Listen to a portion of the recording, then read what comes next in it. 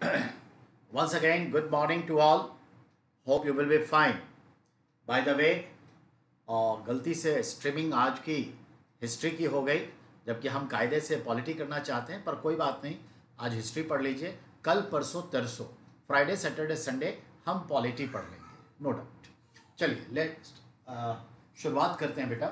तो आज 6 अगस्त, मालूम ही है 6 अगस्त 1945 हिरोशिमा पर अमेरिका की सरकार ने, अमेरिकन मिलिट्री ने फैट बॉय नाम का एक एटम बम ड्रॉप किया था जापान के लोकल टाइम सुबह 8:15 पर, जिससे भयंकर तबाही हुई थी। और उसी चीज़ को ध्यान में रखते हुए 6 अगस्त को दुनिया सेलिब्रेट करती है वर्ल्ड पीस डे, विश्व शांति दिवस, सो कॉल्ड हिरोशिमा डे। ठीक है ना, ये ध्यान में रखना है।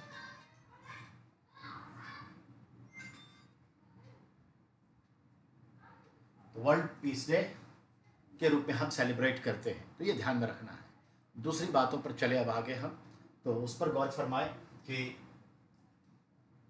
आज हम पढ़ने जा रहे हैं हिस्ट्री मिडाइवल इंडिया, दिल्ली सल्तनत। डीएस का मतलब तो अब याद रखना है, दिल्ली सल्तनत। खलजी डायनेस्टी पढ़ने जा रहे हैं क्योंकि हम लोगों ने गुलाम वंश पूरा कर लिया। 1290 से 1320, 30 वर्ष का शासन, खलजी डायनेस्टी, शॉर्टेस्ट पीरियड। 3 सुल्तान यहाँ पर दिखता है। एक जलालुद्दीन फिरोज खिलजी जो 1290 से 96, 6 वर्ष का शासन होता है।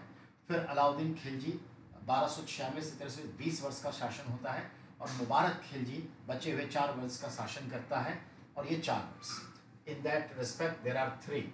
ठीक है ना, ठीक है। KAM खान, यानी समझ में आ गई होगी बात आपको। सॉरी, JM जैम, यानी जलालुद्दीन, अलाउद्दीन, मुबारक। याद रखिएगा, जलालुद्दीन जो है उसका ये भतीजा है, दामाद भी है, और ये इसका बेटा है। मुबारक जो है अलाउद्दीन का बेटा है। तो चलिए ये देखते हैं। इसे खिलजी क्रांति भी कहते हैं, याद रखिएगा। जो खिलजी डायनेस्टी है इसे खिलजी क्रांति भी कहते हैं, और ये भी तुर्क थे। ठीक है, इसे खिलजी क्रांति भी कहा गया है, और ये भी तुर्क ही थे, ये भी तुर्क थे। चलिए अब आगे बात, इसके बारे में सुनना है अब आपको। ठीक है, गौर से सुनिएगा। खिलजी कबीले के लोग मुसलमान थे, तुर्क से ही रिलेट करते थे, टर्किश थे। बहुत पहले खिलजियों के जो पूर्वज थे वो अफगानिस्तान वाले क्षेत्र में आकर के बस गए थे। अतः कुछ लोगों को लगा कि ये खिलजी तुर्क नहीं है, तो इसके खिलाफ भी बहुत लोग थे। लेकिन ये खिलजी बहुत ही बड़े जांबाज होते थे और युद्ध कला में निपुण होते थे, और सैनिक अभियानों के लिए इन्हें खास करके सेना में भर्ती किया जाता था। ऐसा ही देखते हैं कि जलालुद्दीन फिरोज खिलजी के दादा जो थे वो अफगानिस्तान में आके बसे, और समय के साथ दिल्ली सल्तनत के गुलाम वंश के समय सेनाओं में भर्ती हो गए। उन्हीं में से एक हुआ जलालुद्दीन फिरोज खिलजी। जलालुद्दीन फिरोज खिलजी को हम देखते हैं बलबन के समय में एक अमीर है, सेना के पद पर है। फिर बलबन के बाद उसका पोता जो आता है कैकूबाद, जो आप देख रहे हैं 1287 से 1290 शासन कर रहा है, उसके समय में यह आमिर ए हाजिब के पद पर है। आमिर ए हाजिब का मतलब है दरबार के शिष्टाचार विभाग का चीफ, यानी जो प्रोटोकॉल होता है किसी भी कोर्ट में, राजा के दरबार में, उसका चीफ। जस्ट लाइक ये PMO हुआ, प्राइम मिनिस्टर ऑफिस का चीफ सेक्रेटरी, यानी chief secretary of PMO, prime minister office. ऐसे सुल्तान के दरबार का जो प्रोटोकॉल है उसका चीफ है, आमिर ए हाजिब के पद पर था। और ये बहुत शक्तिशाली पद होता है। इस पद पर रहते हुए इतना अपनी शक्ति को बढ़ाया, और कहते हैं कि एक बार खैकोबाद, किलो खरी के महल, यमुना के किनारे महरौली के आसपास किलो खरी का महल है, वो महल का निर्माण हो रहा था, और उसी क्रम में वहाँ पर एक पार्टी हुई थी। तो रात में जश्न बना था और सब लोग धीरे धीरे सो गए।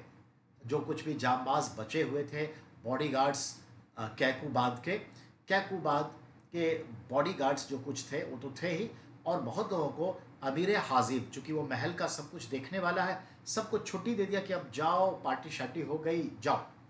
और इसने अपनी प्लान के अकॉर्डिंग क्या किया कि अपने कुछ चुनिंदा विश्वस्त लोगों को लिया और इस तरह से जो है उसने क्या किया, हमला कर दिया बहुत चुपके से।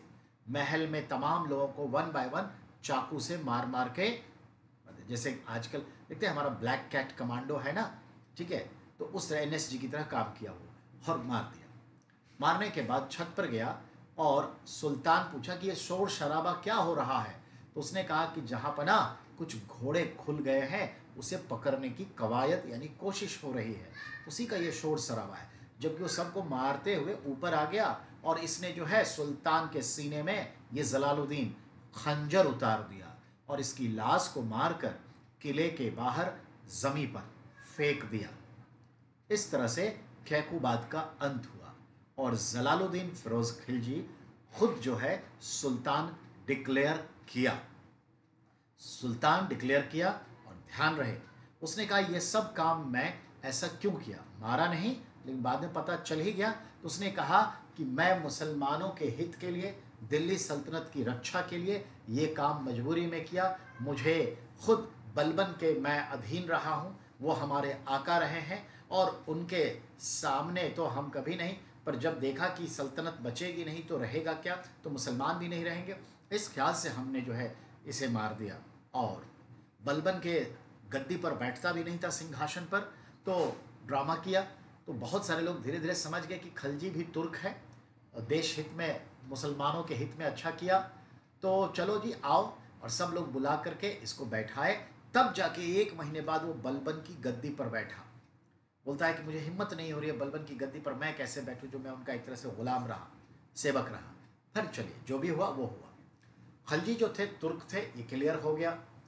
इसने क्रांति की, बहुत सारे चेंजेस किए, ये इंपॉर्टेंट हो गया। और जलालुद्दीन फिरोज खलजी भारत में रहने वाले तमाम खलजी कबीले के लोगों का, यानी पूरे खलजी कबीले का भारत में वो चीफ सरदार था, खलजियों का सरदार था। आपने ये डायलॉग सुना भी होगा क्या, पद्मावत मूवी में कास्टिंग सीन में, ठीक है। और वो चाहता था कि अब खलजियों का झंडा बुलंद हो, क्योंकि इस मुकाम तक वो पहुंच चुका था। आप देखिए ना, इस्लाम में देखते हैं कि जो जब शक्तिशाली हो जाता है तो एक को काटकर वो अपना राज स्थापित करना चाहता है। ये फितरत जल्दी गई नहीं है। राजनीति में सबका होता है, पर यहाँ खुलेआम होता है, ये फितरत गई नहीं है। बहुत जगह लोकतंत्र के नाम पर होता है, जनता को खुश करके, पर यहाँ बगावती तेवर आज तक कायम है। अब आइए तो हम ये देखें अब कि ये तो समझ में आ गई बात। अब खलजी गद्दी पर बैठ गए, खलजी ने बहुत सारे चेंजेस किए, इसलिए खलजी क्रांति कहलाता है। 3 इसमें सुल्तान हुए, तीनों के नाम मैंने दर्ज किए हैं। पहला हमारे पास है जलालुद्दीन फिरोज खिलजी, और इसके ऊपर हमारी बात होगी, ठीक है। तो बात होगी तो बाकी 2 को हम मिटा देते हैं, ठीक है।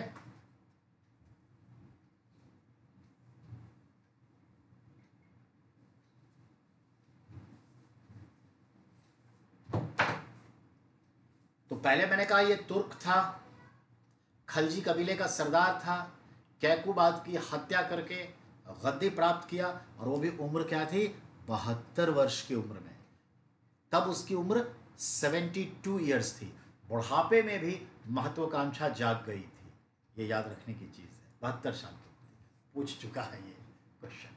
अब आइए जलालुद्दीन फिरोज खिलजी ने क्या किया, तो ध्यान रहे। जलालुद्दीन फिरोज खिलजी ने अपने छोटे भाई रजब जो था, रजब, उसकी अनटाइमली डेथ हो जाने की वजह से अपने दोनों भतीजे की भी पालन पोषण किया, भतीजे का भी पालन पोषण किया। और एक भतीजे को दरबार में रखा और दूसरे भतीजे को उसने इलाहाबाद कड़ा का सूबेदार गवर्नर बनाया। मानिकपुर का भी और इलाहाबाद का भी, दोनों का सूबेदारी उसको दी। और अपनी पुत्री मेहरू निशा की शादी मतलब अपने भतीजे अली गुरसास्प से किया, जो कड़ा का गवर्नर बना। और अली गुरसास्प भविष्य में अलाउद्दीन खिलजी के नाम से गद्दी हासिल करेगा और शासन करेगा। तो अपने भतीजे अली गुरसास्प को मानिकपुर और कड़ा का गवर्नर बनाया, इक़्तिदार, पहला पॉइंट। अपनी बेटी मेहरुनिशा की शादी उससे की। दूसरा पॉइंट, इस तरह से अपने भतीजे को वो दामाद भी बनाया और गवर्नर भी बनाया। Point clear? आइए, अली गुरसास की बड़ी महत्वाकांक्षा थी कि एक दिन हम भी सुल्तान बनेंगे। और अली गुरसास की ना तो अपनी पत्नी से पटरी खाती थी मेल, ना ही अपनी सास से पटरी खाती थी। ये ध्यान रखना है। और इसकी महत्वाकांक्षी थी। अलाउद्दीन अनपढ़ रहेगा, गवार रहेगा, लेकिन अंडरस्टैंडिंग पूरी रहेगी। अनपढ़ यानी स्कूल कॉलेज नहीं गया, पर अंडरस्टैंडिंग पूरी थी। अब अगली कड़ी में बात करते हैं। अब अगली कड़ी में देखिए, जलालुद्दीन फिरोज खिलजी जब 1290 से 1296 रूल कर रहा है, उस वक्त कुछ घटनाओं पर ध्यान दीजिए। अली गुरसास मानिकपुर और कड़ा, आज के इलाहाबाद के पास का क्षेत्र का गवर्नर है, और वो बनना चाहता है सुल्तान। और सुल्तान बनने के लिए चाहिए एक बड़ी सेना जो उसका वफादार हो। और बड़ी सेना को स्ट्रक्चर्ड, मेंटेन या बनाने के लिए चाहिए धन, और धन इसके पास है नहीं। तो सबसे पहले इसके निशाने पर धन है कि धन इकट्ठा करें। उसने सुन रखा था दक्षिण भारत के राजाओं के पास बहुत धन है, इंतजार में था। याद रखिएगा, अली गुरसास का एक बुजुर्ग दोस्त था, आइन उल मुल्क, उसके साथ वो सलाह मशविरा करता था। वो एक गवर्नर के तौर पे कहाँ है? कड़ा, इलाहाबाद में है।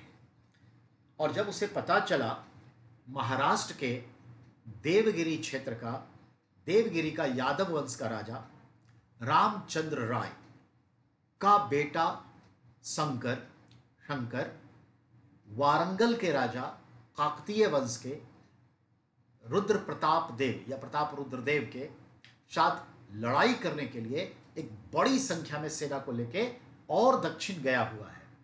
तो ये इलाहाबाद है। देखिएगा, विंध्याचल पर्वत है, उसका क्रॉस करने के बाद नीचे महाराष्ट्र का देवगिरी है, और देवगिरी से नीचे पूरब में देखिएगा वारंगल है। आज के जो आंध्र प्रदेश का तटीय प्रदेश है, वारंगल है। वारंगल भी बहुत अमीर, देवगिरी भी बहुत अमीर, दक्षिण के सभी राज्य बड़े अमीर। तो अब इसके दिमाग में था कि देवगिरी लगभग पावरलेस है, कि उसका सेनापति पुत्र यानी अमरेंद्र बाहुबली एक बड़ी सेना लेकर के वारंगल पर आक्रमण करने गया है। इस ख्याल से उसने सोचा सही वक्त है। 1294 की बात थी, 1294। इसने आइनुल मुल्क अपने दोस्त को कहा कि जरा गद्दी संभालो, मेरी गवर्नरशिप, और मैं यूं गया यूं आया। इसने 8000 फौज ली और ये शो किया कि दिल्ली सल्तनत से बगावत करके भागा हुआ ये एक सेनापति है और दक्षिण भारत के किसी राजा का संरक्षण चाहता है। समझ में आई बात? और वो निकल लिया, विंध्याचल को क्रॉस किया, देवगिरी पर हमला किया।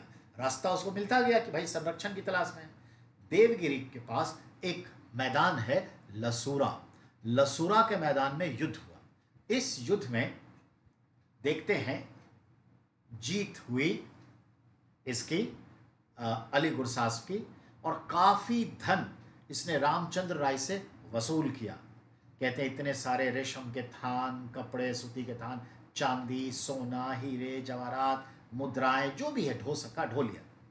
और जब तक शंकर वापस आए तब तक निकल लिया, बैक टू कड़ा, तो निकल लिया। कब? 1294। कहाँ? देवगिरी पर। किसका? अली गुरसास का। किसके काल में? जलालुद्दीन फिरोज खिलजी के काल में। ठीक है। इस आक्रमण के पूरे प्लान, आक्रमण कहीं कुछ इंफॉर्मेशन तक दिया ही नहीं सुल्तान को कि मैं क्या करने जा रहा हूं। भेद तो खुल ही जाता है। पत्र लिखा जलालुद्दीन फिरोज ने अपने भतीजे, सो कॉल्ड दामाद और गवर्नर को, कि आपने ये गुस्ताखी की है, ये धन सरकारी धन है, इसको सरकारी क्षेत्र में जमा करिए, और बिना बताए आपने ये कैसे किया। समझ में आई बात? इसने एक जवाबी पत्र क्षमा याचना के संदर्भ में भेजा कि हमसे गलती हो गई, एक्चुअली हम आपको सरप्राइज देना चाहते थे, बताना ही चाहते थे, ये धन आप ही का है, आप ले लीजिए।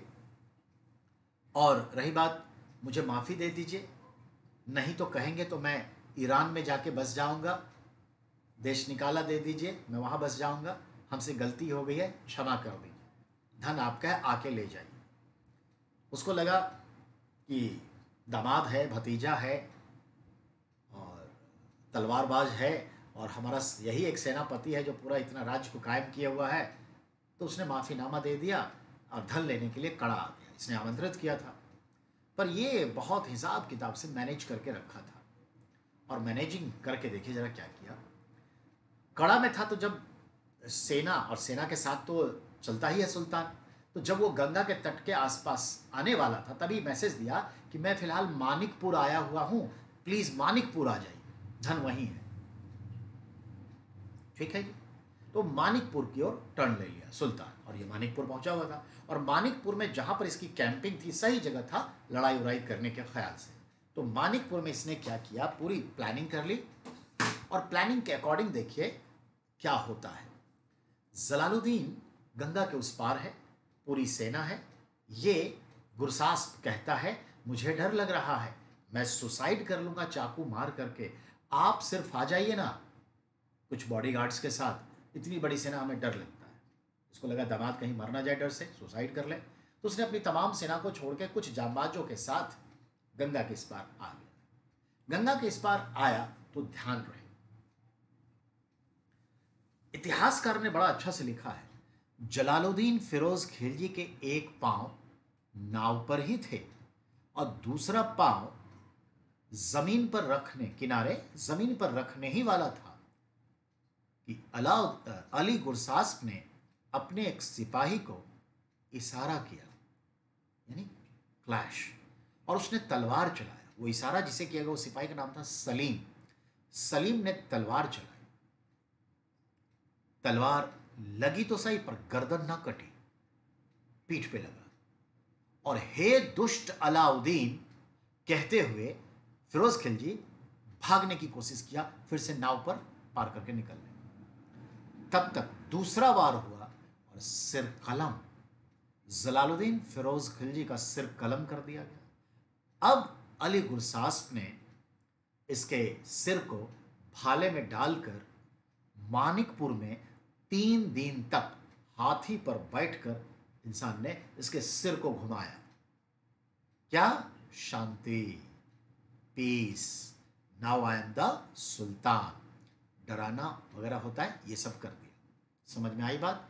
तो इस तरह से 19 जुलाई 19 जुलाई 1296 को, याद रखिएगा 1296 को, वही कड़ा में अली गुरसास्प ने अलाउद्दीन खिलजी के नाम से अपना राज्य अभिषेक करवाकर सुल्तान की हैसियत से शासन करना शुरू किया, अपने को सुल्तान घोषित किया। 19 जुलाई 1296। देवगिरी कब लुटा? 1294, और ये लफड़ा चल रहा था, वो आया था सुल्तान। तो ये चीज, अब कुल मिलाकर के 4 सवाल यहां तक पहले ले लीजिए। जलालुद्दीन कौन था? परिचय है। जलालुद्दीन की हत्या कब, कहां, किसने? कड़ा में। आईएएस के एग्जाम में मानिकपुर होगा अगर ऑप्शन हो, नहीं तो कड़ा इलाहाबाद के पास है। किसने? अली गुरसास्प यानी अलाउद्दीन के कहने पर सलीम नाम के एक सिपाही ने। तो कब हत्या हुई? 1296, कड़ा कहिए, कड़ा में हुआ, और अलाउद्दीन के कहने पर यानी अली गुरसास्प के कहने पर सलीम नाम के सिपाही। Point clear? जलालुद्दीन। देवगिरी पर पहला हमला किसने कब किया? 1294, अली गुरसास्प ने कड़ा से मार्च करके आज के महाराष्ट्र के देवगिरी वाले क्षेत्र पर हमला किया। देवगिरी का राजा कौन था? राजा रामचंद्र राय, यादव वंश का था। Point clear? बहुत सारा धन लूटा। क्लियर? अब आइए, अलाउद्दीन ने अपना राज्य अभिषेक कहां किया? कड़ा में किया। कब? 19। और जब दिल्ली आया तो दिल्ली में कब किया? 3 अक्टूबर को 1296। 3 अक्टूबर 1200, 2 बार राज्याभिषेक, एक कड़ा में और एक यहाँ विधिवत। समझ में आई बात? तो यहां तक तो आप समझ गए इस बात को। तो आपने देखा अब अलाउद्दीन खिलजी, अगला शासक बन गया। जलालुद्दीन के लिए 4-5 सवाल क्या हुआ बेटा? कैकुबाद को मारकर 72 वर्ष की उम्र में किलो खरी के महल में। Point clear. वह खलजियों का सरदार था, अमीर हाजिब के पद पर था। 5 क्वेश्चन। जलालुद्दीन की हत्या, पहले ऐसे छोड़िए। जलालुद्दीन के समय 1294 में देवगिरी को किसने लूटा या हमला किया? अली गुरसास।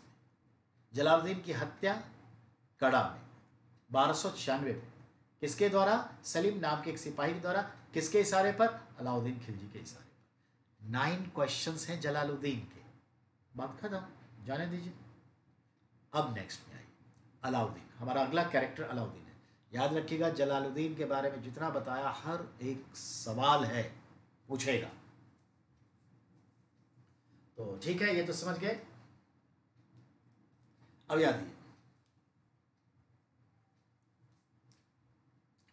याद रखिएगा जलालुद्दीन ने सुल्तान की उपाधि धारण की, प्लस मलिक की भी उपाधि धारण की। जलालुद्दीन में मलिक की भी उपाधि है, सुल्तान की भी उपाधि है। ठीक है, अब याद रखिएगा। अब हम देखते हैं तुर्की का था, अफगानिस्तान में आके बस गया। जलालुद्दीन के 3 पुत्र थे, महमूद, अरकली खान, ठीक है ना, का खान थे, कोई इशू नहीं है। छोटा भाई यगरा खान था और बहुत सारी चीज़ें, इसे कोई लेना देना नहीं है। अब हम बात करें, देवगिरी की बात हो गई, कहाँ पर मारा गया बात हो गई, ये सब तमाम चीज़ें हो गई। तो कुल मिलाकर के बेटा हम देखें जलालुद्दीन फिरोज खिलजी के संदर्भ में तो क्या देखा हमने? 1294 देवगिरी पर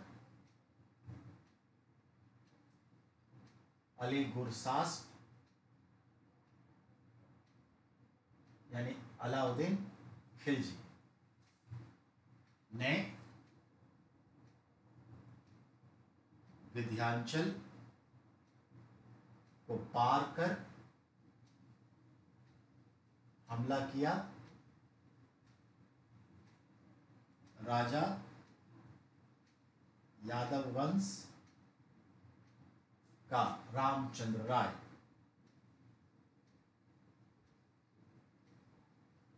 था। बताइए है इस धन का इस्तेमाल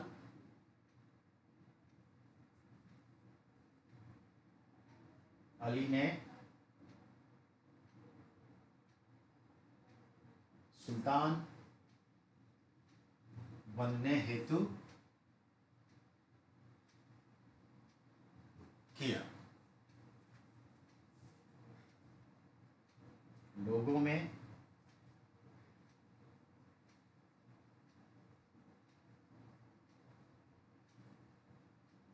संतों में सेनापतियों में व दिल्ली के सूफी संत निजामुद्दीन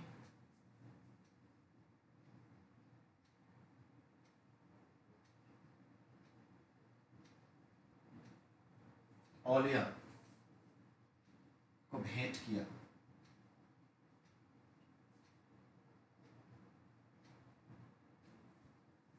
भेंट किया या बांटा?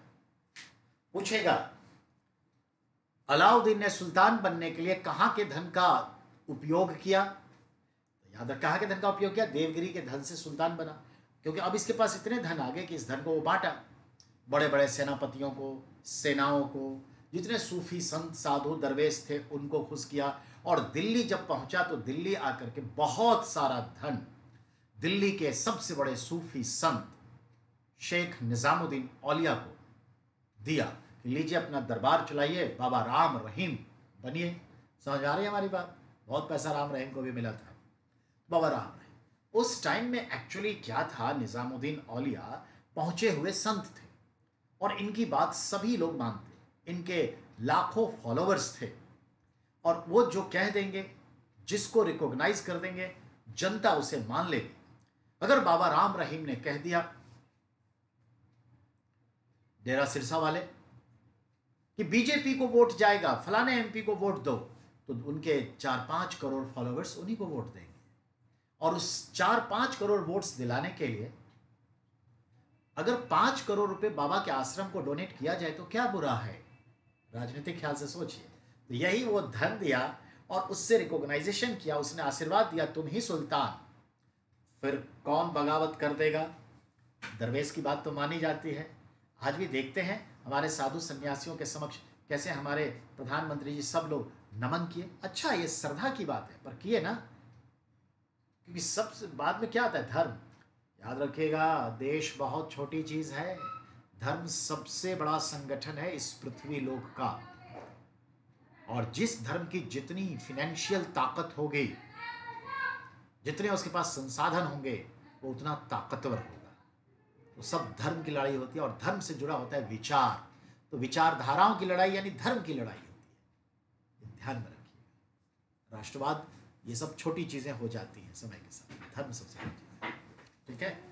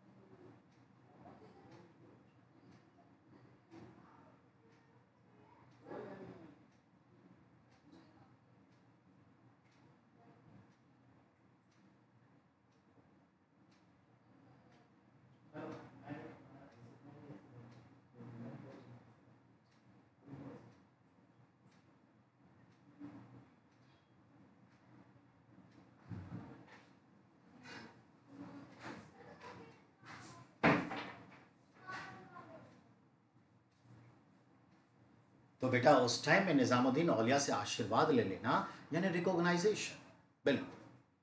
तो ये ध्यान रखना। अब आइए, ये जो धन है ये आगे जाकर के बहुत संकट लाएगा। ठीक है। अगला राजा बोलेगा ये तो धन का दुरुपयोग था, ये तो सरकारी धन था, धन का दुरुपयोग था। तो भैया निजामुद्दीन औलिया को कहा तुम धन दे दो वापस जो तुम्हें अलाउद्दीन ने दिया था, और ये आगे जाकर के तुगलक वंश में तकरार बनेगा। तो चलिए यहाँ तक समझ में आ गया। याद रखिएगा इसके धन का इस्तेमाल कहाँ किया गया, कैसे किया गया, किसको किसको दिया गया, ये समझ में आना जरूरी है, सवाल होता है। तो ये ध्यान में रखिएगा। फिर हमने आपसे पहले ही कहा 1294 देवगिरी पर आक्रमण किसने किया? कौन से पर्वतमाला को पार किया? विंध्याचल को। विंध्याचल को पार करने वाला पहला दिल्ली सल्तनत का सुल्तान कौन? अलाउद्दीन। क्योंकि आगे फिर देवगिरी पर दो आक्रमण होंगे, 3 बार देवगिरी पर आक्रमण हुआ, जो आएगा उसको लूटेगा, धन बहुत है। तो विंध्याचल को पार करने वाला सुल्तान यही है, या नहीं था उस टाइम में गवर्नर था तो अभी इसी का नाम आएगा। ठीक है। तो इसकी सारी बात तो जलालुद्दीन की आप समझ चुके हैं, उससे जुड़े सारी।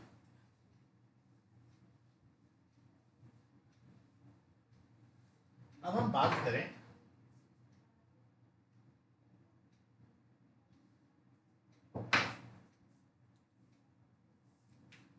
खिलजी डायनेस्टी में। तो अगला जो है आपका वह है अलाउद्दीन।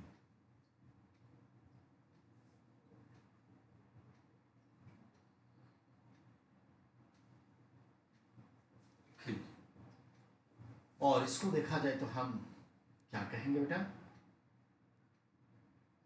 19 जुलाई या फिर 3 अक्टूबर 1296 एडी से, ठीक है, 1316 एडी, लगभग 20 ईयर्स। ठीक है। अब देखते हैं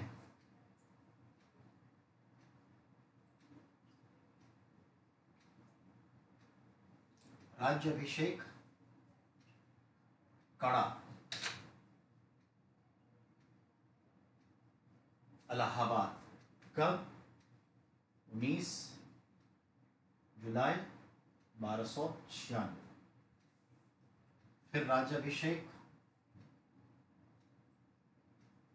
दिल्ली कब? 3 अक्टूबर 1296। निजामुद्दीन औलिया से आशीर्वाद प्राप्त। ठीक है।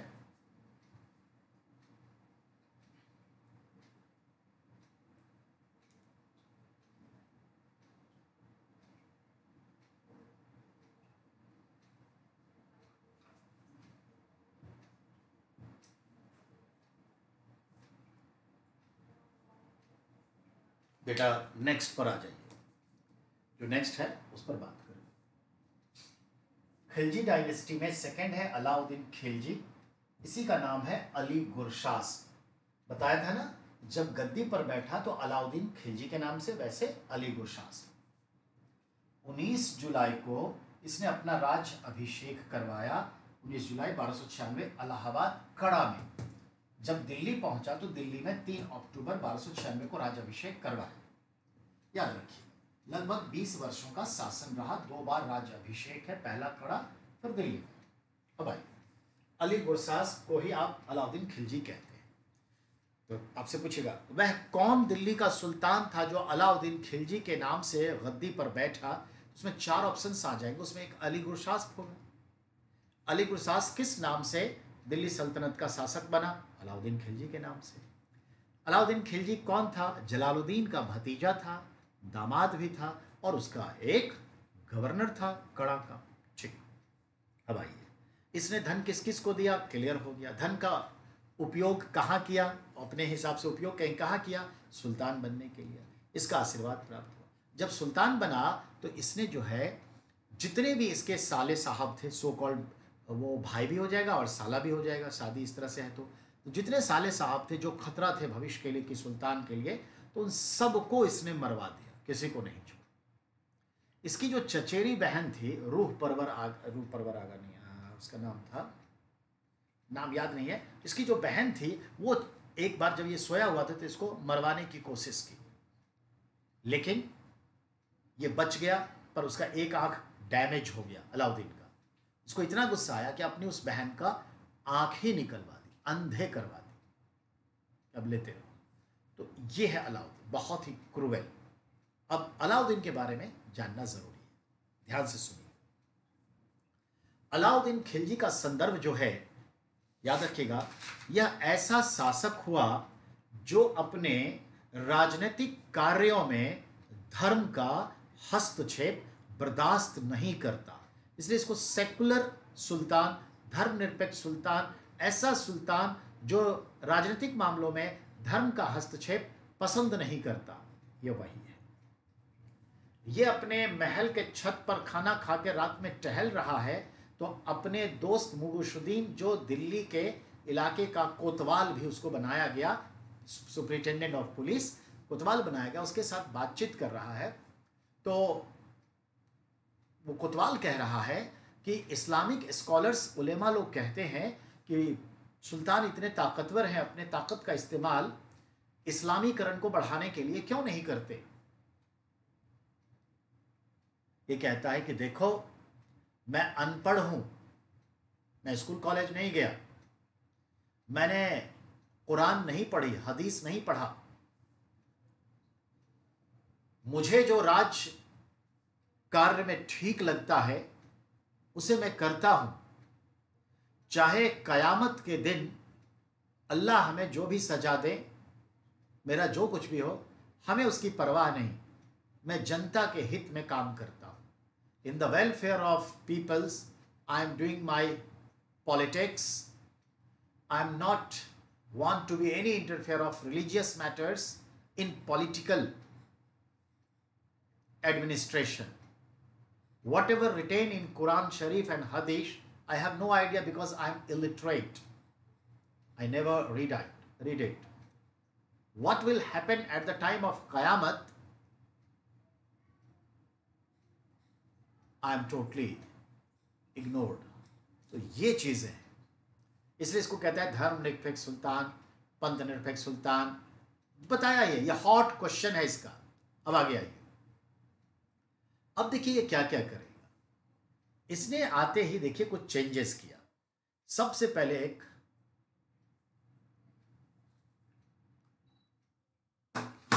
पहले इसने एक ऑर्डिनेंस लाया, अध्यादेश जारी किया। क्या? अध्यादेश। इस अध्यादेश के तहत 3-4 बातों पर ध्यान दिया। पूरे राज्य में शराब की बिक्री बंद, शराब का निर्माण और बिक्री सिर्फ राज्य करेगी, स्टेट।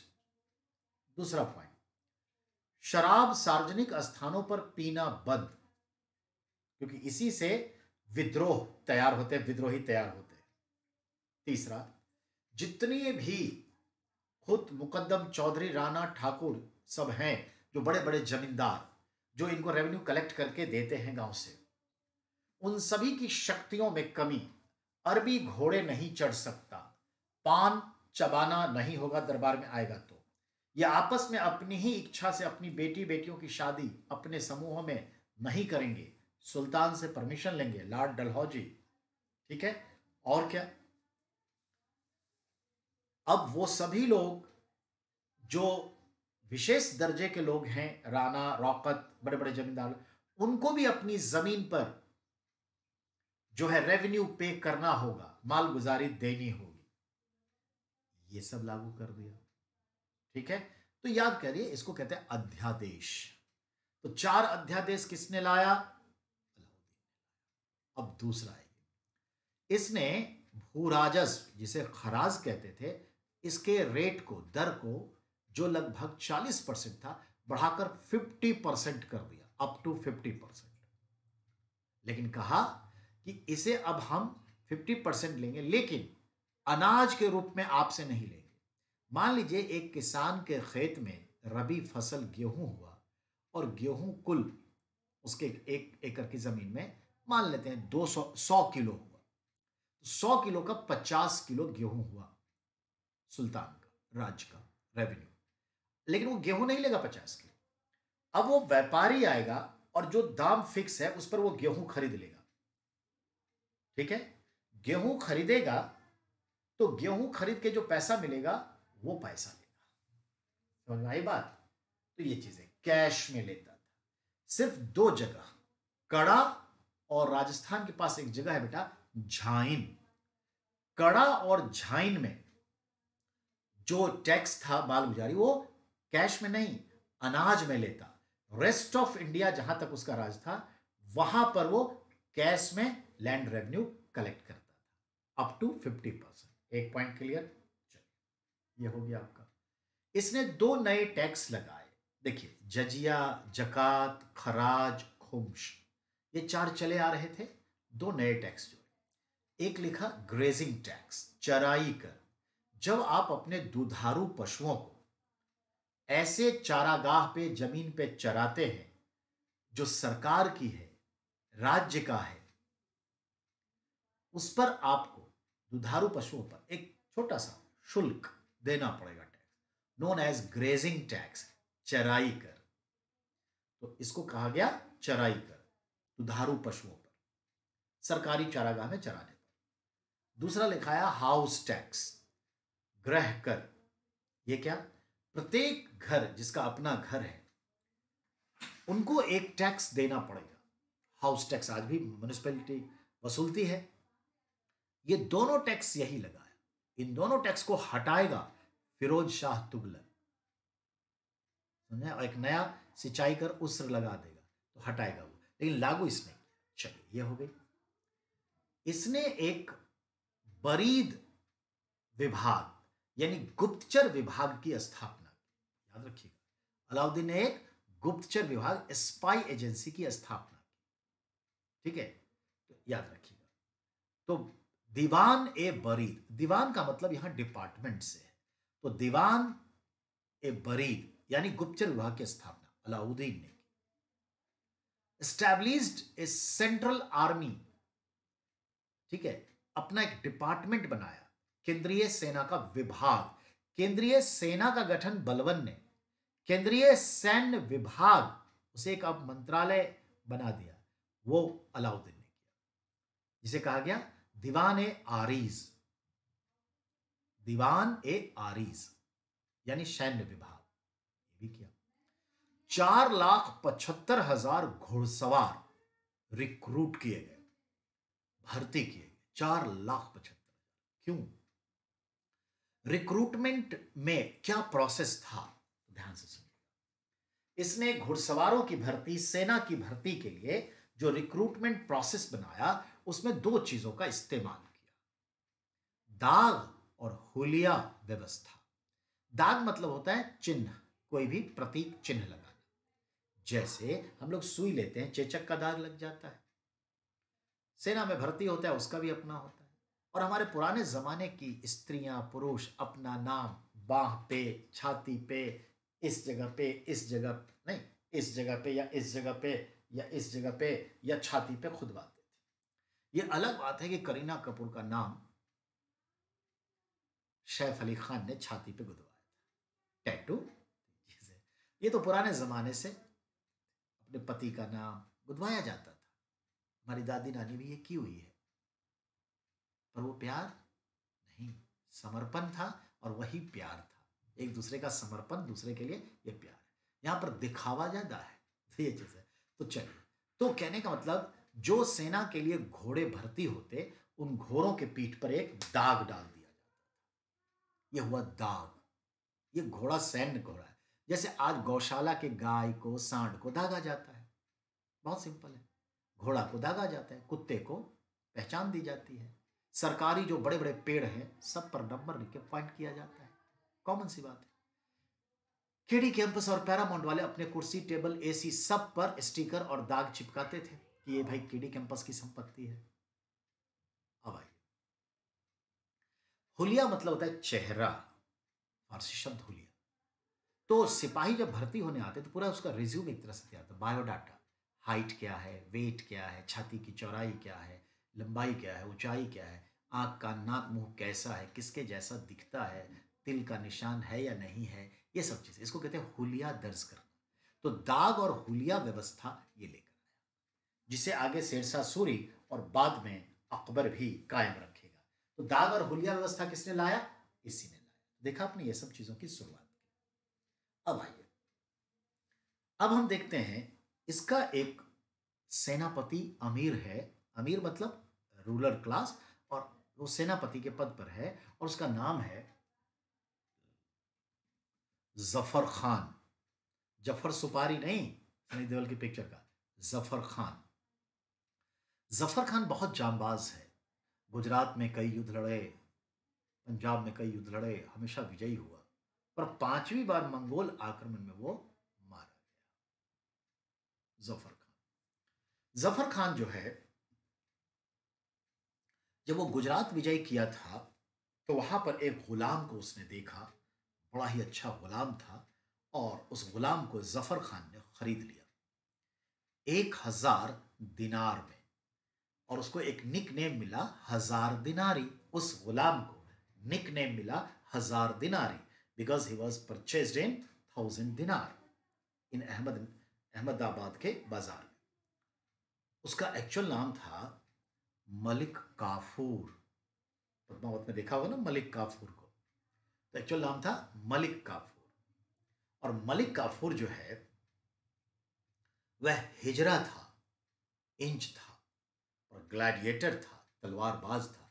तो Malik Kafur is equal to 1,000 दिनारी, because of Zafar Khan purchased him in 1,000 dinar and gifted to his owner Alauddin Khilji. Alauddin, picture में मत जाइएगा, पद्मावत में गलत दिखाया है। तो अलाउद्दीन खिलजी को भेंट किया। अलाउद्दीन ने उसके काबिल तारीफ देखी। पिक्चर में तो दिखाया कि जलालुद्दीन को कैसे कर दिया, तो अलग बात है, तो काबिल तारीफ था, ठीक है। अब क्या होता है, अलाउद्दीन खिलजी ने उसको अपना एक सेनापति बनाया और दक्षिण भारत विजय अभियान पर रवाना किया। Now you have to conquer South India under the leadership of यानी सेनापति चीफ ऑफ मलिक काफूर हजार दिनारे। तो 1306 में मलिक काफूर के नेतृत्व में एक बड़ी फौज दक्षिण भारत जीतने के लिए निकल पड़ी। ये देवगिरी को लूटा, गौर फरमाइएगा, देवगिरी को दोबारा लूटा। रामचंद्र राय को दिल्ली भेज दिया। रामचंद्र राय को दिल्ली भेज करके, याद रखिएगा, उससे बहुत धन तो लिया ही, अलाउद्दीन ने उसे सम्मान दिया और सम्मान में एक टाइटल दिया, राय राहन। तो राय राहन की उपाधि अलाउद्दीन ने किसको दी? रामचंद्र राय को, देवगिरी का राजा। और उसकी एक टोपी दी, बड़ी हुई, यानी मस्तक से आगे निकली हुई टोपी, एक बढ़ी हुई टोपी दी। जमाने के हिसाब से था, तो चाहे जैसे विक्टोरिया क्रॉस वगैरह सब दिया, हो गया, और वो उसके अधीन हो गया। अब आइए, अगला निशाना मलिक काफूर का वारंगल काकतीय वंश, राजा प्रताप रुद्रदेव। याद रखिएगा, प्रताप रुद्रदेव की पत्नी को, ठीक है, जिसका नाम देवल देवी था, पत्नी को भेज दिया, जहां पर हम देखते हैं कि आमिर खुसरो उस सॉरी सॉरी सॉरी क्या कहते हैं वो, अलाउद्दीन खिलजी उसे शादी करेगा, अपने रनिवास में रखेगा, हरम में। और बेटी जो होगी उससे अपने बेटे खिजर खां की शादी करेगा। खिजर खां बड़ा बेटा है, खिजर खां की शादी जो है वारंगल के राजा की बेटी से करवाएगा। ये हो गया। अब वारंगल के राजा ने, चूंकि हार चुका है, बहुत धन दिया, प्लस एक कोहिनूर हीरा, नाम नहीं था उस टाइम में कोहिनूर, एक हीरा था जो गोलकुंडा की माइंस से निकला था। ये देते हुए मलिक कफूर को कहा कि मेरी तरफ से अलाउद्दीन को गिफ्ट करना, और ये हीरा अलाउद्दीन के पास गिफ्ट में आया। तो इस हीरे को समझ लीजिए। अलाउद्दीन से अगली तमाम पीढ़ियों तक, पूरे दिल्ली सल्तनत तक, इब्राहिम लोधी तक ये हीरा चलता रहा। इब्राहिम लोधी के बाद ये हीरा चला गया था ग्वालियर के राजा के पास, पर बाबर ने उस हीरे को वहां से लिया तो, लेकिन ग्वालियर के पास ही था, और मरते हुए उसने अपने बेटे हुमायूं को कहा कि ग्वालियर के राजा से हीरा ले लेना। हीरा अब आ गया हुमायूं के पास, यानी बाबर से लेके फिर ये चला शाहजहां। शाहजहां ने इस हीरे को मीर जुमला नाम का एक साउथ इंडिया का बड़ा व्यापारी होता था, हीरे का व्यापारी, उसको दिया मॉर्गेज कि इसको रखो कुछ दिन के लिए गिरवी, और हमें कुछ धन दो। अकाल का समय था, धन लिया और उसको गिरवी दिया। वो गिरवी में रखा, उसे व्यापार में बड़ा घाटा हुआ। उसे लगा कि ये हीरे की वजह से, उसने कहा जहां पना हीरा ले जाइए, पैसा जब हो दे दीजिएगा। तो हीरा शाहजहां के पास आया। शाहजहां ने शाहजहानाबाद, दिल्ली में एक सेकंड कैपिटल बसाया, और वहां जो दीवाने आम, जहां हम लोग घूमने जाते हैं लाल किले में, दीवाने आम बनवाया, उसमें एक सिंहासन बनवाया, तख्त ए ताउश, ताउश मतलब पिकॉक, मयूर सिंहासन बनवाया, और उस सिंहासन में बहुत सजाया, और उस हीरे को भी उसमें जड़ दिया, हीरे को भी उसमें जड़ दिया। चलता रहा, ऐसे सिंहासन पर लोग बैठते रहे। मोहम्मद शाह रंगीला मुगल बादशाह हुआ, जो 1722 से, सॉरी 1719 से 1748 तक शासन किया। उसके समय ईरान का एक टायरेंट रूलर नादिर शाह ने दिल्ली पर आक्रमण किया 1339 1739 में, और ये कोहिनूर हीरा, मयूर सिंहासन सब लूट कर चला गया। ठीक है, और इस तरह से ये कोहिनूर चला गया। अब तक के हिसाब से देखिए तो ये हीरा सबसे पहले किसने किसको भेंट किया? वारंगल के काकतीय वंश के राजा प्रताप रुद्रदेव ने मलिक काफूर को देते हुए कहा कि यह अलाउद्दीन को भेंट करिएगा। गोलकुंडा की माइन से निकला था, पूरा दिल्ली सल्तनत पूरा। हुमायूं ने हीरा कहां से प्राप्त किया? ग्वालियर के राजा से, जैसा बाबर ने कहा था। यह हीरा किसके समय गिरवी के लिए गया था? शाहजहां ने गिरवी पे रखा था। फिर यह हीरा सिंहासन में किसने लगवाया? शाहजहां। ठीक है, तख्ते ताउस पर सबसे पहले कौन बैठा? शाहजहां। आखिरी बादशाह कौन था? मोहम्मद शाह रंगीला। नादिर शाह ने क्या लूटा? कोहिनूर हीरा और तो तख्ते ताउस पर अंतिम रूप से बैठने वाला कौन था? यही मोहम्मद शाह रंगीला। अब वो वहां गया, नादिर शाह के खानदान में अब ये हीरा पहुंच गया अहमद शाह अब्दाली के पास, जो ईरान का शासक था, अहमद शाह अब्दाली। चूंकि इसके पास हीरे थे, इसलिए इसका नाम पड़ा दुर्र ए दुर्रान। रिमेंबर, इस हीरे का नाम क्या है? दुर ए दुर्रान, ठीक है। तो हीरो माने मोतियों के बीच मोती, उसी के पास। अब उसके खानदान में एक आया, अफगानिस्तान का शासक हुआ, काबुल का, जिसका नाम था शाह सूजा। शाह मतलब राजा, सूजा।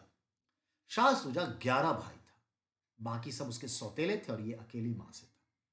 गद्दी नशीब हुआ, कोहिनूर हुआ, पर नाम कोहिनूर अभी नहीं है, पर एक हीरा है। सभी भाई मिल करके ईर्ष्या भाव रखते और सोचा इसको मारो, कोहिनूर लो और हम लोग अपना गद्दी संभालें।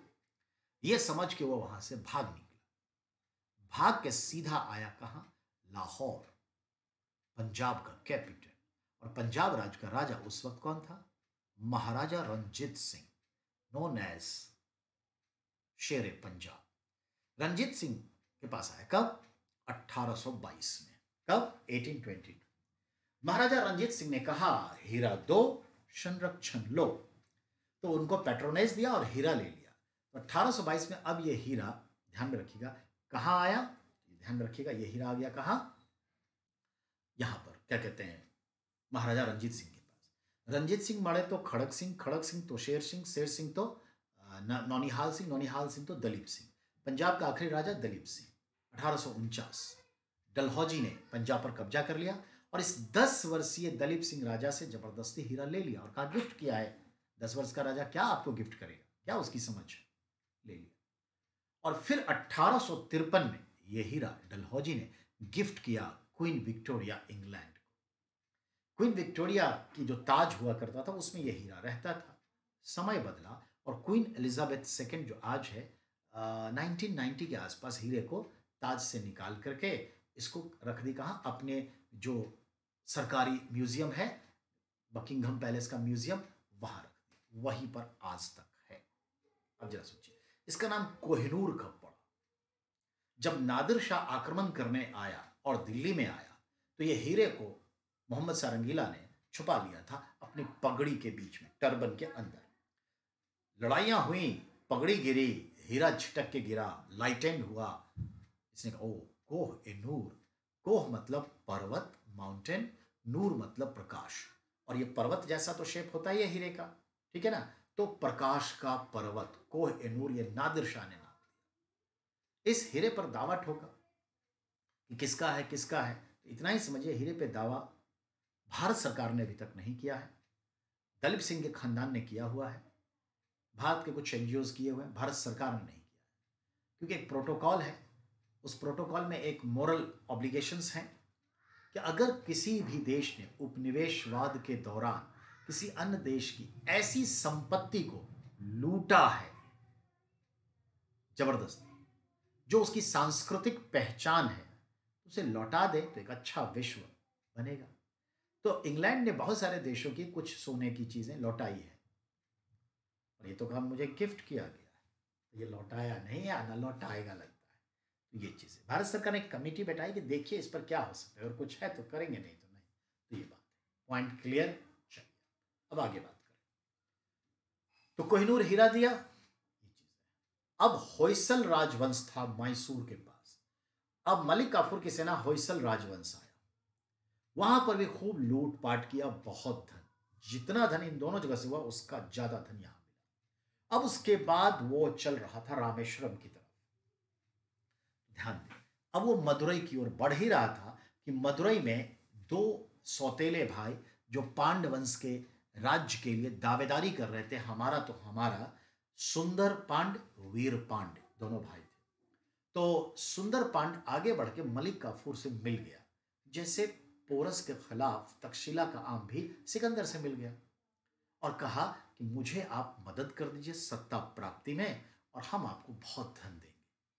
तो मलिक काफूर ने सुंदर पांडे की मदद की, सत्ता स्थापित कर दिया उसकी, और वीर पांड की हत्या कर दी, और इस तरह से गद्दी मिल गई। और इस सुंदर पांड ने धन धन कर दिया मलिक काफूर को। और ये सारा धन कहाँ जा रहा है? दिल्ली, कैश में, सामान में, कीमती जेम्स ज्वेलरी सब में जा रहा है। अब ये मलिक काफूर वहां से आगे बढ़ा और वो जो है पम्बन रेलवे, तो नाव उस टाइम था, पार किया और पहुंच गया कहाँ? रामेश्वरम। रामेश्वरम में पहुंच के रामेश्वरम में जो मंदिर थे, कई मंदिरों को नुकसान पहुंचाया। और मंदिरों को तोड़ने के बाद जो है वहां पर उसी मलबे से एक मस्जिद बनाया, अलाई मस्जिद, अलाउद्दीन के नाम पर अलाई मस्जिद, जो रामेश्वरम में आज भी है। इसी मस्जिद वाली गली में हमारे एपीजे अब्दुल कलाम, एपीजे अब्दुल पाकिर जैनुल अबैदीन अब्दुल कलाम का घर है, जहां उनका जन्म हुआ। कब? 15 अक्टूबर 1931 को। डेथ कर गए मेरे ख्याल से, अभी तो डेथ किए थे जुलाई में, 25 जुलाई या कुछ जुलाई को डेथ कर गए थे। ठीक है, तो ये चीज़ है। तो ये आप समझ गए। अब अगले पॉइंट पर आइए, अगले पॉइंट पर आइए। तो इस तरह से वो रामेश्वरम तक गया और लौट आया। ये पूछता है कहाँ कहाँ गया? देवगिरी, वारंगल, होयसल, मदुरई, रामेश्वरम। रामेश्वरम गया, और मदुरई को माबर कहा जाता है, समंदर के किनारे का क्षेत्र यानी माबर। चलिए, ये हो गया। अब बताइए कितना धन पहुंचा? समझ में आ गई बात। एक तो देवगिरी को खुद लूटा था अलाउद्दीन ने, अब ये 4-5 स्टेट्स के धन आए, टैक्स बढ़ा के 50% कर दिया, चराई कर, घरी यानी हाउस टैक्स लगा दिया, धन भर गया। तो क्या होगा? अब देखिए ना जरा, जो टैक्स वसूल रहा है किसमें? कैश में। ये पहला सुल्तान है जिसने अपने कर्मचारियों, सेनाओं का वेतन कैश में देना शुरू किया, नकद वेतन कैश में। एक घोड़ा रखने वाले घुड़सवार को 278 टंका एनुअल पेमेंट करता, और जिसको एक एक्स्ट्रा घोड़ा रखना पड़ता, सिपाही एक घोड़े दो, उसको अलग से 38 टंका, 78 टंका, 238 टंका और 78 टंका अलग से। तो 238 टंका नॉर्मल था प्रत्येक घुड़सवार को, एक सरप्लस हॉर्स रखने पर 78 टंका और दिया जाता, एनुअल पेमेंट होता था, सबको कैश। दिल्ली और उसके आसपास सेना का जमावड़ा रहता।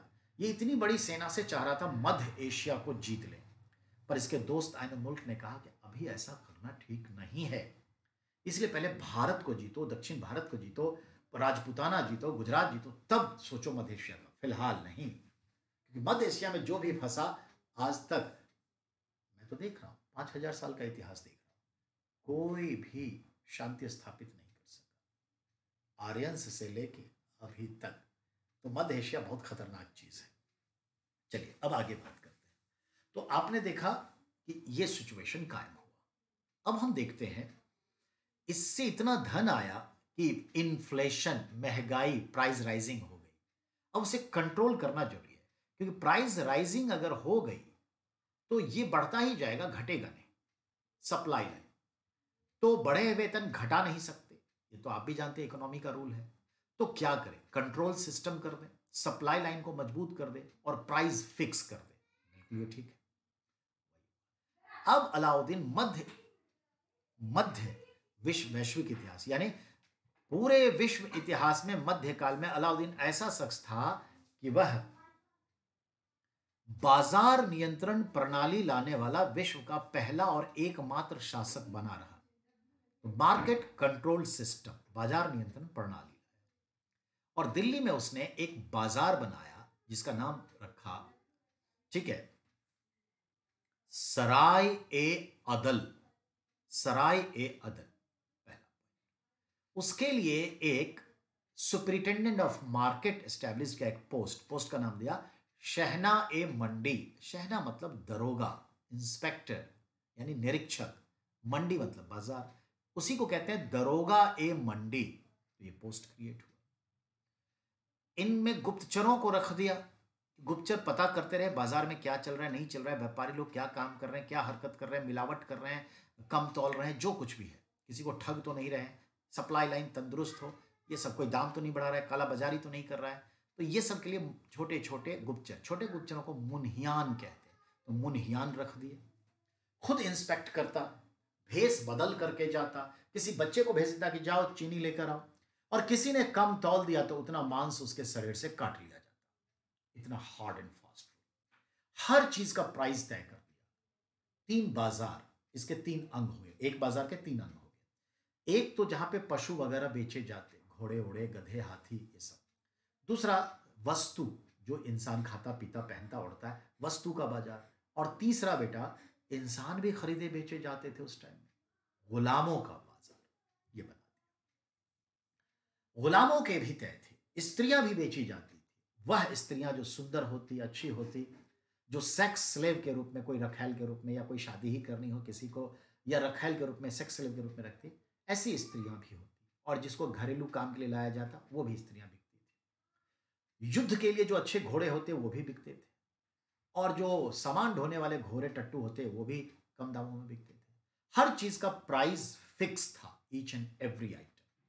घी, कंबल, रजाई, अनाज, चावल, दाल, गेहूं, इंसान, घोड़े, हाथी, बैल, सबके फिक्स थे, और सक्सेस रहा। तो मार्केट कंट्रोल किसने लाया? क्यों लाया? महंगाई। क्यों महंगाई हुई? तभी तो बताया, इतना युद्ध, इतना विजय अभियान, इतने सारे धन, इतने टैक्सेस, और खुद का लूटा हुआ देवगिरी का धन, तो इन्फ्लेशन। अब समझ गया अलाउद्दीन ने क्या काम किया? अब देखते हैं अलाउद्दीन के बारे में और क्या। तो देखिए, हमने आपको बता ही दिया, एक अस्थाई सेना, केंद्रीय सेना रखी, वेतन देने की शुरुआत नकद में किया, घोड़े को दागने वगैरह की प्रथा, दाग और हुलिया लाया, ठीक है। फिर 4,75,000 घुड़सवार भर्ती किए, और व्यापारी को परमिट दिया जाता था कि परमिट लीजिए और आप ये व्यापार करिए, और माल की सप्लाई को कंटिन्यू मेंटेन करिए। आपने देखा, लैंड रेवेन्यू टैक्स बढ़ा करके 50 कर दिया, चराई कर, घरी कर लगा दिया, ठीक है। फिर देखते हैं अब इसने और क्या किया। चित्तौड़गढ़ की विजय। चित्तौड़गढ़ आप भी जानते हैं, जो राजपूताना का क्षेत्र चित्तौड़गढ़ है, वहां पर राजा रतन सिंह और उनकी रानी पद्मावती थी, और 313 में उसने चित्तौड़गढ़ पर हमला किया। और चित्तौड़गढ़ की लड़ाई में चित्तौड़गढ़ की तरफ से पद्मावती के जो चचेरे भाई भतीजे थे, जिनका नाम था गोरा और बादल, ये दोनों खूब लड़े और शहीद हुए। हम आप इसे शहीद कह सकते हैं, भारतीय इतिहास के संदर्भ में देखें तो शहीद हुए। और इस तरह से हम कहेंगे गोरा बादल ने जान की बाजी लगाई। तो ये एक इंपॉर्टेंट होता है। यही अलाउद्दीन खिलजी ने जो है, जो कालिंजर का युद्ध है वो भी जीता। कालिंजर में, जो आपके बुंदेलखंड वाले एरिया में है, आज ये बांदा डिस्ट्रिक्ट में पड़ेगा, यूपी में। और वहाँ पर जो है, दो भाई थे, आल्हा और उदल। आल्हा और उदल की जांबाज लड़ाई का जिक्र आज भी वहाँ के लोगों की लोक कथाओं में, कहानियों में, किस्से कहानियों में आल्हा और उदल की कहानी, त्याग की कहानी है। युद्ध कैसे हारा, लेकिन कितना जांबाज था, जैसे अभिमन्यु के संदर्भ में। तो आल्हा उदल की कहानी का संदर्भ यहीं से होता है।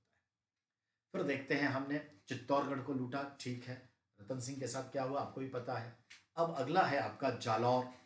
जालौर में जो है, जो है कनेर देव राजा था। डिस्ट्रिक्ट है जालौर आज, राजस्थान में। तो कनेर देव राजा था, उसको कई बार पराजित किया पर उसकी हेकड़ी नहीं गई। तो इसने अपने, ठीक है, अपने एक किचन की औरत थी जो खाना बनाने के काम में रहती थी, खानसामा थी, जिसका नाम था गुलबदन बेगम। गुलबदन बेगम को भेजी कि तुम्हारे सेनापतित्व के नेतृत्व में ये युद्ध लड़ेगा, और कनेरदेव जो राजपूत राजा है, शान है बहुत, उसको तुम हराओगे। हालांकि लगभग हार चुका था कनेरदेव, लेकिन इस बीच में जो है गुलबदन बेगम की मौत हो जाती है। फिर दूसरा सेनापति जाके उसको युद्ध को जीत लेता है। तो ये भी चीजें। उसी तरह से देखेंगे रणथंभौर। रणथंभौर को 1301 में जीता, और रणथंभौर में जो है हमीर देव का शासन देखते हैं, और उसे जीत लिया। रिमेंबर, वहां की स्त्रियां, रणथंभौर की स्त्रियां जो है, हम देखते हैं जौहर व्रत करती हैं और अपने आप को कुएं में आग के हवाले कर देती हैं। ऐसा किया जाता है। तो रणथंभौर में जौहर व्रत का जिक्र अमीर खुसरो, जो युद्ध के समय मौजूद था, वो करता है। जबकि यही अमीर खुसरो चित्तौड़गढ़ के युद्ध में जौहर व्रत का कोई प्रयोग नहीं करता। पद्मावत में जो दिखाया है दिखाए, पर अमीर खुसरो इस पर नहीं कुछ कहता, पर रणथंभौर पे कहता है। ये समझ में आ गई बात। अब आइए, अगला हम देखते हैं। दक्षिण भारत के विजय के संदर्भ में सारी बातें आपको बता दिया गया। अब अमीर खुसरो अलाउद्दीन के भी दरबार में है। अमीर खुसरो 7 सुल्तानों के दरबार में रहेगा। बलबन, कैकुबाद, जलालुद्दीन, अलाउद्दीन, मुबारक खिलजी, गयासुद्दीन तुगलक, मोहम्मद बिन तुगलक। तो 7 सुल्तानों के दरबार में कौन रहा? अमीर खुसरो। जो निजामुद्दीन औलिया थे, सूफी संत, बलबन के समय से मोहम्मद बिन तुगलक के समय तक ये रहेंगे दिल्ली में, दरबार में नहीं, दिल्ली में। ये भी 7 सुल्तानों का शासन देखा। तो किस किस ने 7 सुल्तानों का शासन देखा? गुरु और चेला दोनों ने।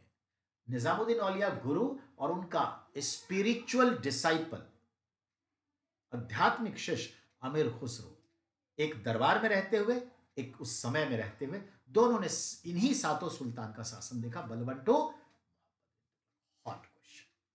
तो अमीर खुसरो इस समय अलाउद्दीन का इतिहासकार भी है, दरबारी है और पुस्तकालय का अध्यक्ष है। जो स्टेट लाइब्रेरी है उसका चेयरमैन है, अध्यक्ष है अमीर खुसरो। 20 पॉइंट समझ गए? चलिए, तो अलाउद्दीन के समय एक और शख्स है अमीर हसन दहलवी। तो अमीर हसन दहलवी भी अलाउद्दीन के दरबार में है। निजामुद्दीन औलिया तो पता ही है, ठीक है, तो ये ध्यान रखना। अगले पॉइंट पर आइए तो उसको देखते हैं कि क्या स्थिति बनती है। अगला पॉइंट क्या कहता है, ध्यान में रखना है। अब निर्माण कार्य क्या है, तो निर्माण कार्य के संदर्भ में वो भी बात करेंगे। अब ध्यान दें, चूंकि ये मध्य एशिया को जीतने वाला था, सिकंदर की तरह बड़ा राज कायम करना चाहता था, अलाउद्दीन ने क्या किया, अपने सिक्के टंका पर अपना नाम फारसी जबान में सिकंदर ए सानी लिखवाया। सिकंदर ए सानी का मतलब क्या? सिकंदर ए सानी का मतलब क्या? तो जवाब हम देंगे द्वितीय सिकंदर, सेकंड अलेक्जेंडर। किस दिल्ली सल्तनत के सुल्तान को द्वितीय सिकंदर कहा गया है, सेकंड अलेक्जेंडर कहा गया? किसने अपने सिक्कों पर सिकंदर ए सानी खुदवाया? इसका अर्थ क्या है? अलाउद्दीन। ये कभी कोई युद्ध नहीं हारा। एक तो समुद्रगुप्त कभी कोई युद्ध नहीं हारा, और ये भी तो मध्यकाल का नेपोलियन बोनापार्ट किसे कहा गया है? सिकंदर किसे कहा गया है? इसी को, अलाउद्दीन खिलजी को। और एक सुनिए, यही वो शख्स है जो दक्षिण भारत उत्तर भारत को एक करता है, विंध्याचल को पार करके दक्षिण भारत को अपने अधीन भी लाता है, कब्जे में लाता है और नजराना लेता है, लेकिन अपना प्रशासन नहीं देता। You are free to administer but you are under me, you have to time annually send नजराना गिफ्ट, पर प्रशासन अपना नहीं देता, स्वतंत्र प्रशासन, आंतरिक स्वतंत्र। तो उत्तर दक्षिण भारत को एक किया, यूनिफिकेशन किया, बिल्कुल, इसलिए इसका नाम है मध्यकालीन भारत का बिस्मार्क, क्योंकि बिस्मार्क ने जर्मनी को यूनाइट किया, तो भारत का बिस्मार्क। और मॉडर्न टाइम में किसको कहते हैं? सरदार वल्लभ भाई पटेल को। तो देखिए, इसको 3 नाम, सिकंदर से तुलना, सिकंदर एसानी, नेपोलियन बोनापार्ट कभी हारा नहीं, और यूनिफिकेशन ऑफ इंडिया उत्तर दक्षिण भारत, तो आपने कहा Bismarck of India, medieval time. तो ये मायने रखता है। अब आइए, इसका जो निर्माण कार्य है, मेहरौली में जो कुव्वतुल इस्लाम मस्जिद है उसका एक बड़ा एंट्री गेट बनवाया, जिसका शेप ये है, जैसे मैंने रख दिया वैसे ही शेप है, इस तरह का आर्क है, और ये शेप बनता है घोड़े के नाल जैसा, घोड़े का खुर जैसा। तो याद रखिएगा, ये अलाई दरवाजा कहलाता है। क्या? अलाई दरवाजा, gateway of Quwwatul Islam Masjid Mehrauli, built by Alauddin Khilji, known as Alai, Alauddin Alai Darwaza. Shape क्या है? मेहरा, घोड़े के नाल जैसा, एटॉल, AWL एटॉल शेप। और पर्सी ब्राउन नाम के एक वास्तुकार हुए, बहुत अच्छे इतिहासकार हुए आर्कियोलॉजीज के, और उन्होंने इस अलाई दरवाजे को कहा है दिल्ली सल्तनत के वास्तुकला का नायाब हीरा। ये नाम दिया, पिकुलियर डायमंड ऑफ दिल्ली सल्तनत आर्किटेक्चर्स। इसको अलाई। अलाउद्दीन चाहता था कि मैं इससे दोगुना ऊंचे का एक कुतुब मीनार जैसा ही मीनार बनवाऊं। शुरुआत कर दी, पर अनटाइमली डेथ हो गया।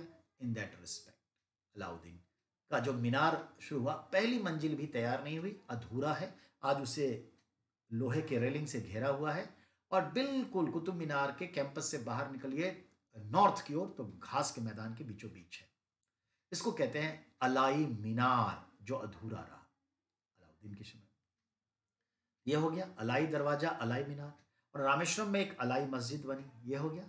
अब इसने एक किला बनवाया, सीरी का किला।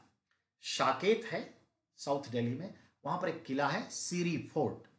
सीरी फोर्ट यानी सीरी का किला।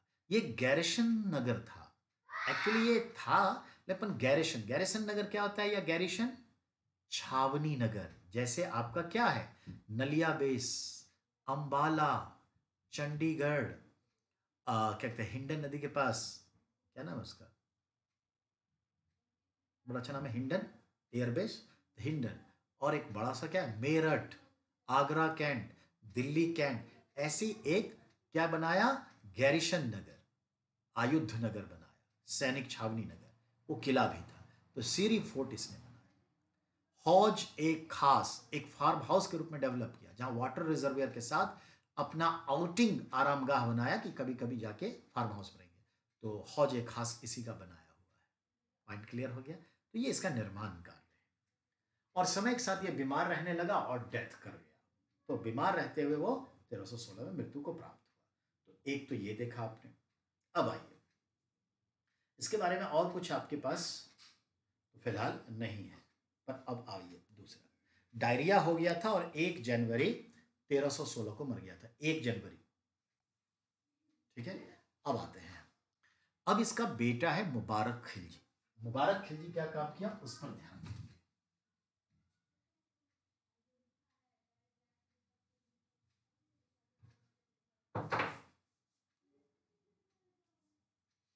जो तीसरा सुल्तान है इस डायनेस्टी का,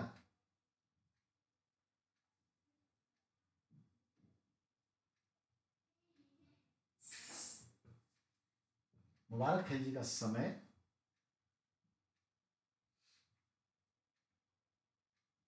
1316 से 1320, लगभग 500। इसको क्या क्या कहते हैं, तो ध्यान दीजिए। अभी पहले 5 पॉइंट्स इसके लिखा, मतलब बोल देता हूं। मुबारक खिलजी ये अलाउद्दीन का बेटा है। खिज्र खां भी अलाउद्दीन का बेटा था।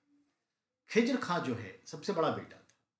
और खिज्र खां का हम संदर्भ देखते हैं, जब चित्तौड़गढ़ को लूट लिया था, कब्जे में कर लिया था उसके लोअर पार्ट को। तो चित्तौड़गढ़ के लोअर पार्ट, पहाड़ी एरिया किला तो कब्जे में नहीं कर पाया, लोअर पार्ट को नाम रख दिया खिजराबाद, और वहां पर अपने बेटे खिज्र खां को गवर्नर बना दिया। बस 8 साल बाद उसकी सत्ता को उखाड़ फेंक दिया गया था।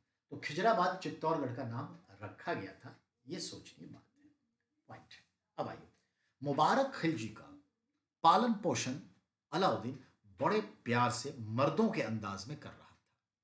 उसे हरम में जाने की स्थिति नहीं रखता। अलाउद्दीन तो अनपढ़ था, पर बहुत समझदार था। बहुभाषी, मल्टीलिंग्विस्ट था अलाउद्दीन खिलजी। कई भाषाओं का ज्ञाता था। और उसके हरम में कई अन्य राज्यों, संस्कृति, देश, जाति, धर्म की पत्नियां रखैल रहती थी, पटरानी रानी रहती थी, कई रानियां थी। और सबसे वो उसी की भाषा में बात करने की कोशिश करता करता ऐसा क्वेश्चन आता है। अब एक सवाल है कि मुबारक खिलजी का पालन पोषण हुआ और उसको हरम में भी नहीं जाने देता, पर ये अनटाइमली डेथ कर गया बीमार होके। तो अब उसकी जगह मुबारक खिलजी बना। पर सारी शक्तियां एक तरह से वो जो मलिक काफूर हिजरा है उसके हाथ में है। तो मलिक काफूर ही एक्चुअली प्रैक्टिकली शासन करता है। मुबारक खिलजी जस्ट ऐसे ही एंजॉय करता है।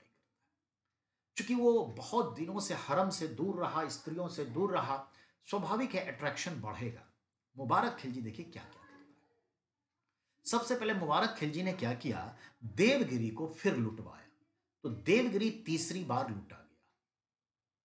और देवगिरी को लूटने के बाद वहां से इतना धन प्राप्त हुआ कि मुबारक खिलजी ने देवगिरी को दिल्ली सल्तनत का इन ठीक है इंटेग्रल पार्ट बना लिया, अभिन्न अंग बना लिया, प्रशासन भी अब दे दिया। अब सिर्फ उसके अधीन नहीं, अंडर एडमिनिस्ट्रेशन ले आया। तो Devagiri become the part of Delhi Sultanate entirely. अब उसका नाम रख दिया दौलताबाद। बहुत सारे दौलत प्राप्त हुए। तो देवगिरी का नाम दौलताबाद किसने रखा, मुबारक खिलजी। देवगिरी को जीतने के बाद दिल्ली सल्तनत का हिस्सा किसने बनाया, मुबारक खिलजी। दौलताबाद किसका नाम रखा गया, देवगिरी का। सब समझ में आ गई बात। एक पॉइंट। दूसरे पॉइंट पर ये जो शख्स है, ये लड़कियों जैसा ड्रेस भी पहनता था, लड़की जैसा ड्रेसअप कर लेता था। तो लड़कियों जैसा ड्रेस कौन पहनता था? मुबारक खिलजी। दो क्वेश्चन हो गए, एक दौलताबाद वाला, एक ये दो। अब तीसरा, ये हरम की स्त्रियां जो होती उसे अश्लील इशारे भी करता, उसके साथ अश्लील बातें करता, इशारे करता। ये भी क्वेश्चन आता है कि कौन ऐसा करता था। ये चीजें, ये इतना बेहुदा हो गया था कि अपने महल के छत पर नंगा दौड़ता था, नेकेडली दौड़ता था। इसलिए इसका नाम पड़ा नंगा सुल्तान, न्यूड सुल्तान। देखा, न्यूड सुल्तान, अश्लील हरकत करने वाला सुल्तान, महिलाओं के वस्त्र पहनने वाला सुल्तान, देवगिरी को दौलताबाद कहने वाला सुल्तान, देवगिरी को दिल्ली सल्तनत मिलाने वाला। 5 क्वेश्चन हो गए। छठा, ये इतना अपने को बहका लिया था कि जो खलीफा को हर सुल्तान नजराना साल के भेंट भेजता था और उससे अपना अच्छा संबंध बनाए रखता था, इसने खलीफा को इग्नोर कर दिया और कहा मैं खलीफा लिफा नहीं मानता, मैं उसे नजराना नहीं भेजूंगा, मैं ही खलीफा हूं। तो खलीफा खिलाफत को किसने इग्नोर किया, नजरअंदाज? मुबारक ने। किसने कहा कि मैं ही खलीफा हूं? मुबारक खिलजी ने। और इस ख्याल से टाइटल ले लिया, अल बाकी बिल्लाह, अल बाकी बिल्लाह। इसका अर्थ है मैं ही खलीफा हूं। तो किसने अल बाकी बिल्लाह का टाइटल लिया? मुबारक ने। किसने कहा कि मैं ही खलीफा हूं? इसने। किसने खुद को खलीफा घोषित किया? इसी ने। ठीक है, किसने खलीफा को नजराना देना बंद कर दिया? इसी ने। अल बाकी बिल्ला, ये टाइटल ले लिया जिसका अर्थ है मैं ही खलीफा हूं। इसने खुद को खलीफा घोषित किया। देखा, 6-7 अच्छे सवाल मुबारक खिलजी के नाम। और इस तरह से हम कुल मिलाकर के देखें तो ये खिलजी डायनेस्टी समाप्त होता है। अब खिलजी डायनेस्टी के बाद जो है तुगलक डायनेस्टी होगा, सैयद होगा। सैयद बहुत छोटा है, इब्राहिम बहुत छोटा है, मतलब लोधी। लोधी मुश्किल से 20 मिनट 15 मिनट, सैयद भी उतना ही 15 मिनट के आसपास। तो आधे घंटे में वो, और 1 घंटा कम से कम लेगा तुगलक। तो ये तीनों वंश हम अगले दिन इसको फिनिश्ड करेंगे। तो दिल्ली सल्तनत से मुक्ति ही पा लीजिए। तो आपको लगेगा कि यहां तक हो गया, क्योंकि बहुत लोग दिल्ली पुलिस की तैयारी कर रहे हैं, उनको लग रहा होगा कब कब कब इतिहास खत्म होगा। बस बहुत जल्दी, 15 सितंबर तक मेरा टारगेट है हिस्ट्री फिनिश्ड और पॉलिटी फिनिश्ड। पॉलिटी और हिस्ट्री दोनों फिनिश्ड होगा। 15 सितंबर से 15 नवंबर या 10 नवंबर तक का मेरा टारगेट है। इकोनॉमी छोटा सिलेबस होता है, वो भी फिनिश्ड होगा। और बेटा ये क्या कहते हैं, ज्योग्राफी, दोनों फिनिश्ड हो जाएगा। तो ये मैं अपने टारगेट के हिसाब से हूं, कहीं कोई दिक्कत नहीं है। जरूरत पड़ेगी स्पीड अप करेंगे पढ़ाई, कोई दिक्कत नहीं। ठीक है, तो आज के लिए इतना ही बेटा, ध्यान रखिएगा। बहुत बहुत धन्यवाद आप सभी का। थोड़ा 5 मिनट अर्लियर है, पर 5 मिनट में कोई टॉपिक नहीं पढ़ाया जा सकता। तो कल हम दिल्ली सल्तनत को फिनिश्ड ही करें, कोई बात नहीं। पहले कल दिल्ली सल्तनत फिनिश्ड करिए, ठीक है, कोई हर्ज नहीं। और सैटरडे संडे हम लोग पढ़ लेते हैं पॉलिटी। यूं समझिए दिल्ली सल्तनत फिनिश्ड, मैंने क्या कहा, दिल्ली सल्तनत फिनिश्ड, यानी आप समझ गए होंगे 60% सिलेबस फिनिश्ड, नो डाउट 60%।